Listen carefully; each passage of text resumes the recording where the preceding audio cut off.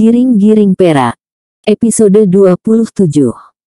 Sebenarnya kalau pesilat-pesilat atau lelaki biasa saja, maka mereka pasti takkan mampu melawan perempuan ini. Tapi kini lelaki itu adalah Pandeka Sange, orang yang ditakuti di Minangkabau. Murid harimau tambun tulang. Unyang itu melambung dua depa.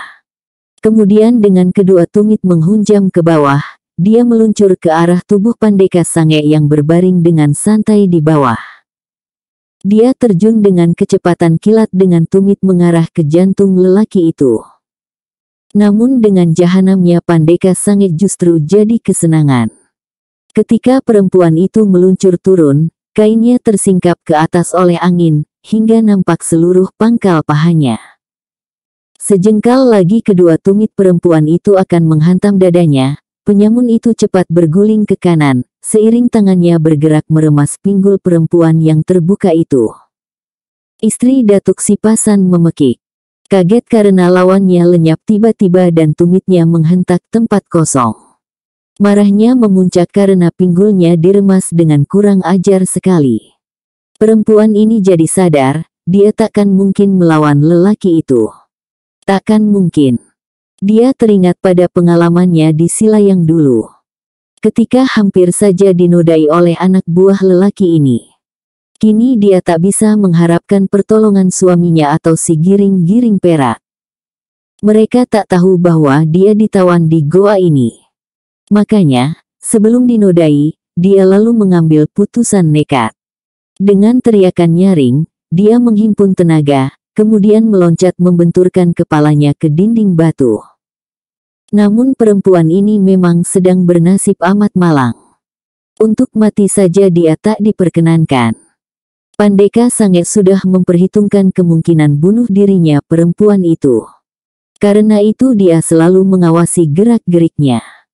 Begitu istri Datuk itu menghambur membenturkan kepalanya ke dinding, dia juga bergerak cepat.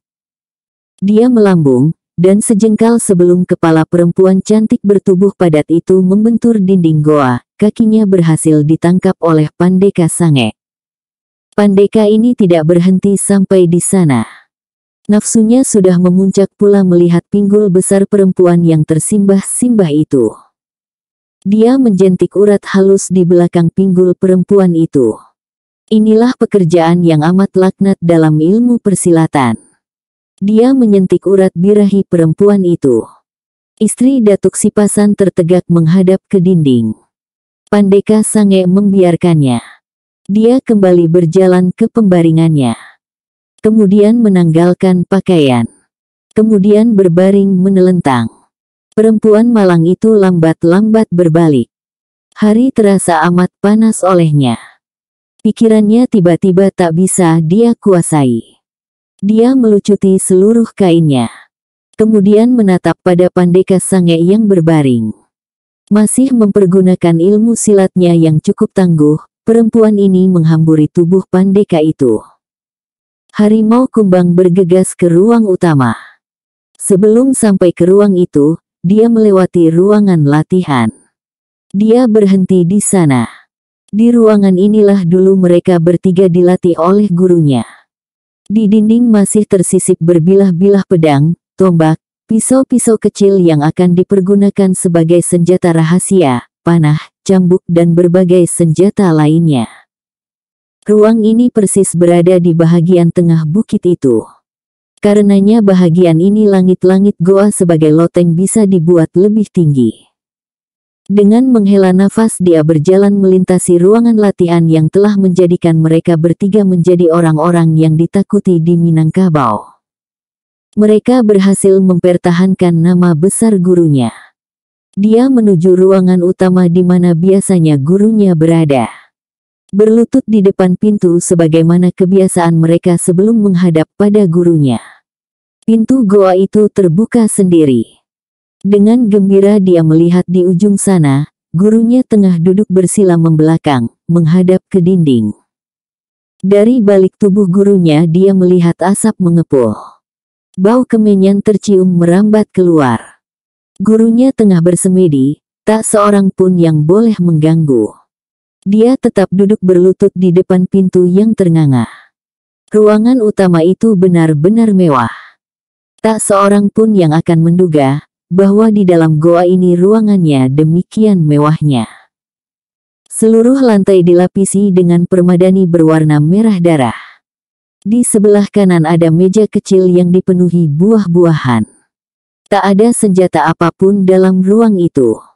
Di bagian tengah, yaitu di tepi dinding yang berhadapan dengan pintu masuk, ada altar tempat bersemedi. Dinding kamar ini dilapisi dengan beludru berwarna biru. Benar-benar kamar yang mewah. Semua kemewahan dalam goa ini diperoleh dari harta rampasan selama puluhan tahun. Mereka tidak hanya menyamun di bukit itu, tapi juga menyamun ke negeri-negeri yang jauh. Mereka pernah menyamun Portugis yang tengah berlabuh di Tiku. 3 buah kapal Portugis pernah mereka sikat sampai licin tandas. Begitu juga pedagang-pedagang Parsi dan Arab. Kalau company sudah terlalu sering jadi bulan-bulanan mereka. Apalagi anak negeri Minang sendiri. Dia tak tahu berapa lama dia duduk berlutut di depan pintu kamar gurunya itu. Dia baru sadar tatkala terdengar suara. Sudah kembali engkau Kumbang. Saya sudah kembali guru. Masuklah. Harimau Kumbang masuk.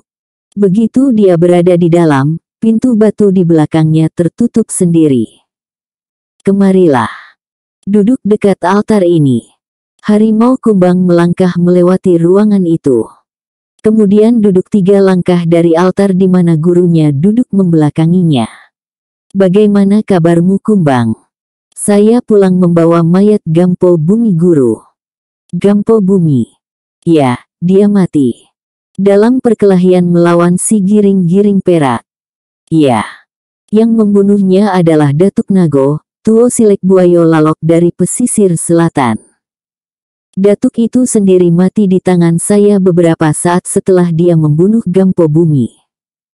Harimau Tambun Tulang tak menjawab. Jubah kulit harimau yang dia pakai bergerak perlahan. Harimau Kumbang tahu, gurunya itu menarik nafas panjang. Nafas yang berat sekali. Bagaimana si Sange? Dia luka parah. Dihempaskan ke pohon cempedak oleh anak muda yang bergelar giring-giring perak itu. Benar Pak Guru. Apakah dia telah makan lumut penyembuh dan pisang tunggal itu? Kini dia tengah memakannya Guru. Dia akan sembuh segera. Bagaimana dengan dirimu? Engkau kembali dalam keadaan selamat. Apakah engkau berhasil mengalahkan anak muda itu? Harimau Kumbang menarik nafas panjang, dia memakai silek tuo. Tak banyak bedanya dengan prinsip silek yang kita pakai. Tapi apa Kumbang? Ilmu batinnya ternyata amat tangguh. Kau kenal ilmu apa yang dia pakai? Tikam tuo, Guru. Harimau Kumbang menanti reaksi gurunya. Gurunya kelihatan mengangguk. Dia memiliki tikam tuo. Iya. Siapakah yang mengajarnya, Guru? Menurut yang kau ketahui, siapa saja yang pernah memiliki ilmu itu Kumbang? Selain Pak Guru, yang pernah memilikinya barangkali hanya 2 orang lagi. Yaitu Tuo Lintau, yang jadi guru gadang silat Lintau. Kemudian seorang lagi dari silat Kumango. Nah. Mungkin salah seorang dari merekalah yang menjadi guru anak muda itu. Mereka sama-sama terdiam. Anak muda itu akan datang jauh lebih cepat dari waktu yang kau tetapkan Kumbang.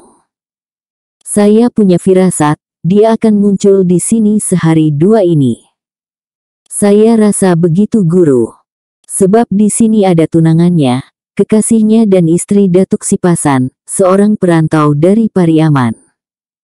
Harimau Tambun Tulang terdiam. Harimau Kumbang juga terdiam. Cukup lama baru suara gurunya itu terdengar. Perempuan-perempuan itu juga kau tawan? Ya, Guru. Kau sadar apa akibatnya bagi perguruan ini Kumbang? Ya, Guru. Dia akan datang membebaskannya. Dan itu berarti engkau melibatkan banyak orang. Bukankah Putih Nuri adalah anak Raja Tuo yang kita perangi 20 tahun yang lalu di 5 kaum? Benar Pak Guru. Kalau begitu, tak dapat tidak, mereka akan mati semua atau kita akan mereka hancurkan. Yang pasti merekalah yang akan kita bunuh semua.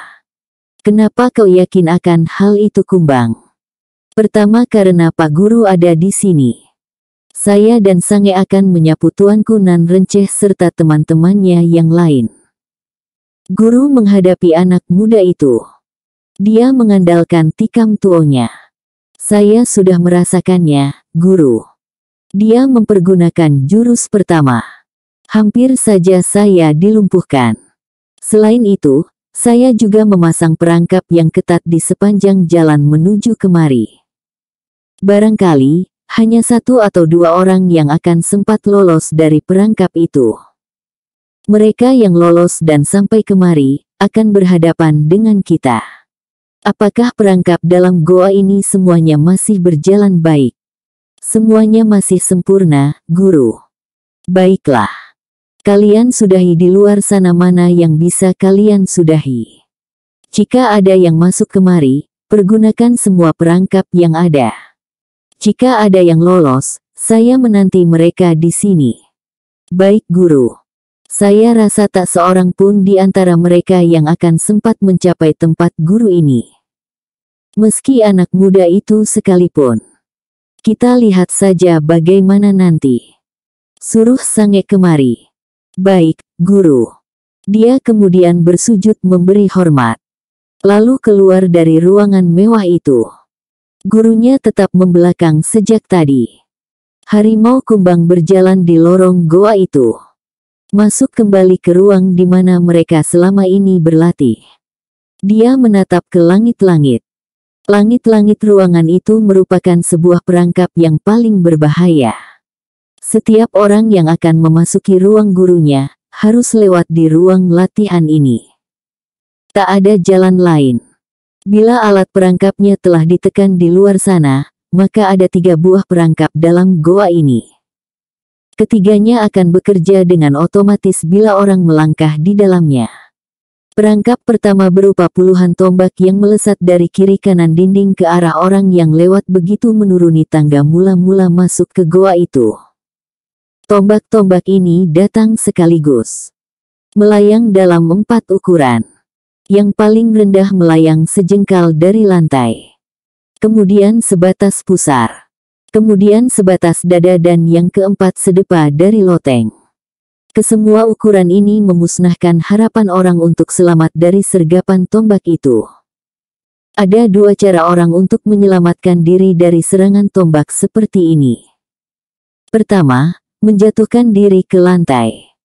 Cara ini sudah dicegah dengan tombak yang meluncur sejengkal dari lantai. Kedua, melambung sedepa dari langit-langit.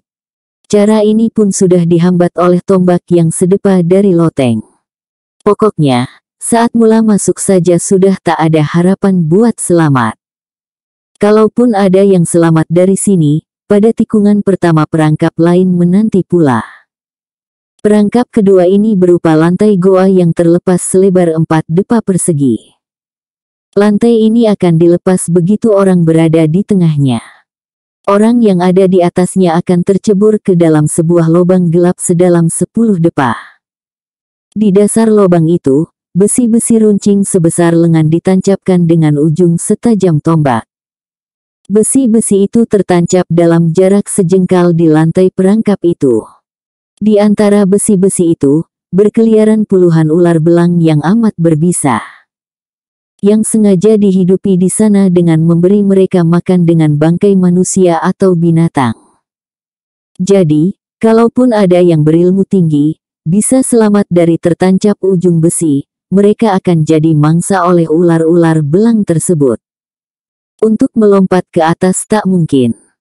Selain lubang perangkap itu amat tinggi, bayangkan 10 depa, lantai di atas mereka segera tertutup rapat lagi.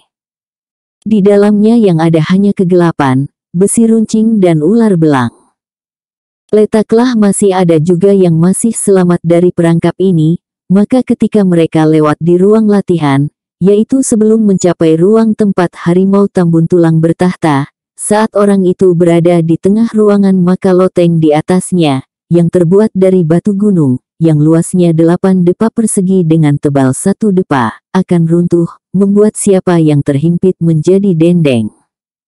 Letaklah masih ada yang selamat, maka masih ada perangkap hidup, yaitu harimau Tambun Tulang. Tapi hampir bisa dipastikan, tak seorang pun yang akan sampai ke ruang di mana harimau Tambun Tulang bersemayam. Kini, harimau Kumbang melangkah ke kamar di mana Pandeka Sange dia tinggalkan tadi. Ketika dia akan membuka pintu, dia mendengar suara erangan halus dan nafas mendengus. Dia tertegun. Niatnya untuk masuk ke ruangan itu dia urungkan. Dia melangkah ke kamar sebelahnya.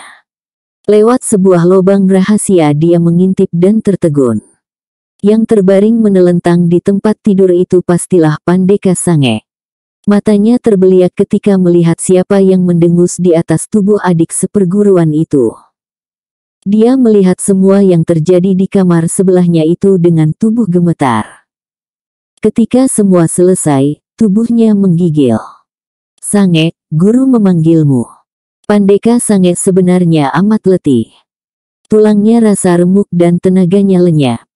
Tapi mendengar bahwa gurunya memanggil, dia segera bangkit. Dia dorong tubuh perempuan yang terbaring di atasnya. Kemudian cepat berpakaian. Kemudian bergegas ke ruang gurunya. Begitu Pandeka Sange berlalu, harimau Kumbang masuk ke ruangan itu. Di dalam ruangan, istri Datuk Sipasan masih berpeluh. Malang benar perempuan ini. Dia masih belum terbebas dari pengaruh totokan di urat birahinya itu. Dia jadi lupa diri. Lupa segala-galanya.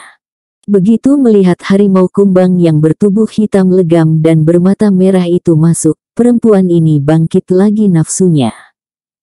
Dia benar-benar perempuan yang patut dikasihani. Di rumah besar di kampung di atas Bukit Tambun Tulang itu, Putih Nuri dan Siti Nilam berada dalam sebuah bilik. Hari sudah larut malam. Namun kedua gadis itu tak tidur sepicing pun. Mereka kehilangan istri Datuk Sipasan. Siti Nilam duduk termenung di tempat tidur.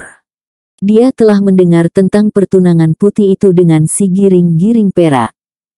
Istri Datuk Sipasan waktu itu masih bersama mereka. Yaitu sebelum mereka tertidur pulas dan sebelum istri Datuk itu dibawa. Istri Datuk itu menatap tepat-tepat pada Putih itu, nampaknya dia ingin mengatakan, bahwa meski belum bertunangan, tapi yang lebih berhak mendapatkan perlindungan si Giring-Giring Perak adalah Siti Nilam. Gadis yang tak lagi punya ayah dan ibu. Tapi Siti Nilam, tanpa setahu Putih Nuri, memberi isyarat pada istri Datuk itu agar diam saja. Kini, ketika Putih itu berbaring menatap langit-langit, dia duduk menunduk di samping gadis itu. Sesekali matanya melirik pada Putih itu, seorang putih yang benar-benar cantik. Patut si Giring-Giring Perak jatuh hati padinya, pikir Siti Nilam. Bayangkan, seorang putih bangsawan. Kaya dan cantik pula. Sementara diriku, sudahlah yatim piatu, miskin tidak pula cantik, bisik hatinya lagi. Siti sudah lama kenal dengan si Giring-Giring Perak. Tiba-tiba dia dikejutkan oleh pertanyaan Putih itu. Dia tergagap. "Maaf, saya tak mendengar. Apa yang Putih tanyakan tadi?" Putih Nuri tersenyum. Sedang memikirkan pacar, ya. Alangkah bahagianya pemuda yang mendapatkan seorang gadis cantik dan lembut. Hei Siti, percaya tidak? Saya belum berjumpa gadis secantik Siti. Kekasih Siti tentulah pemuda yang gagah. Benar tidak? Putih Nuri sebenarnya tak berniat menyindir. Dia memang berkata dengan jujur tentang kecantikan Siti Nilam.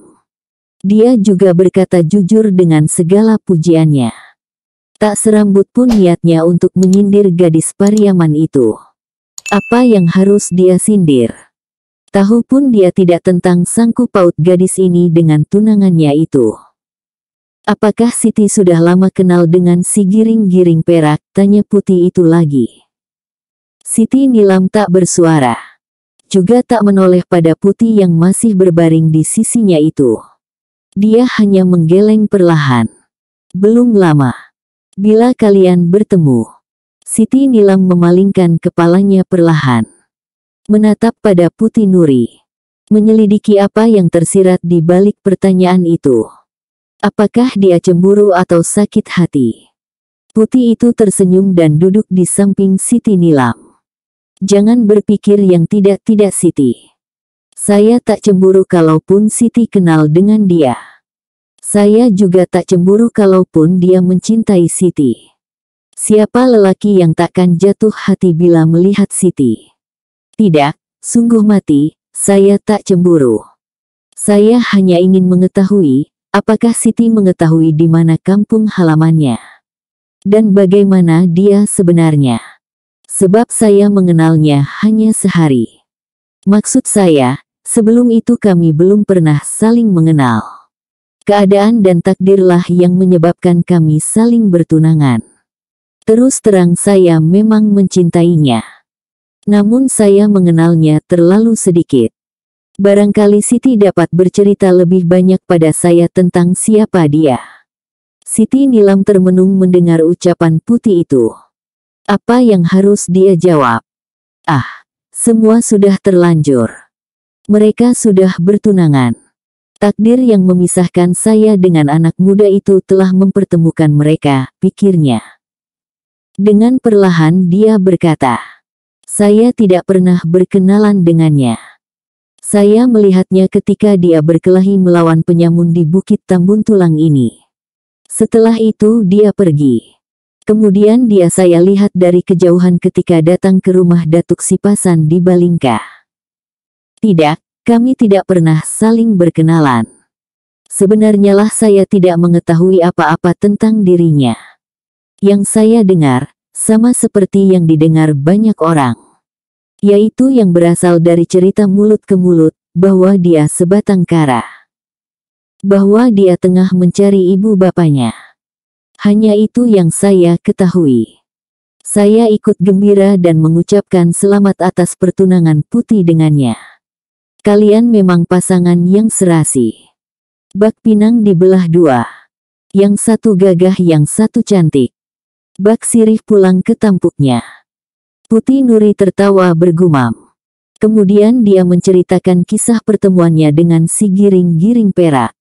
Mulai dari kejadian penangkapan atas diri abangnya di Pasar Banto oleh company sampai pada munculnya anak muda itu menolong mereka.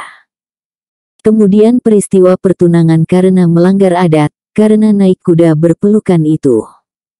Lalu sampai pada saat ditangkap oleh harimau kumbang di rumahnya sesaat setelah si giring-giring perak pergi ke Balairung untuk bertemu dengan Tuanku Nan Renceh dan kawan-kawannya.